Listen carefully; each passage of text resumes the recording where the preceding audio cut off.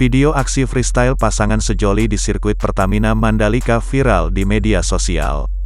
Sebagian besar warganet geram dengan aksi sepasang laki-laki dan perempuan yang melakukan freestyle motor di lintasan balap sirkuit. PT Indonesia Tourism Development Corporation, ITDC, selaku pengelola sirkuit Pertamina Mandalika memberikan penjelasan terkait video tersebut.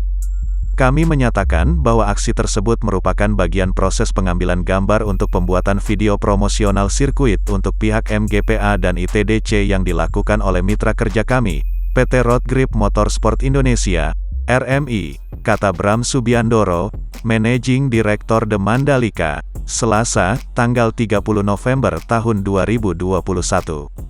Kegiatan pengambilan gambar dan penggunaan motor custom freestyle tersebut telah mendapat izin, serta dilakukan oleh orang-orang profesional dan dalam kondisi aman sesuai standar safety yang memadai. Meski demikian, Bram juga mengingatkan semua pihak, khususnya mitra kerjanya melakukan aktivitas pekerjaan dalam kawasan Mandalika menunjukkan profesionalisme dalam menjalankan pekerjaannya, mengikuti aturan kerja yang berlaku.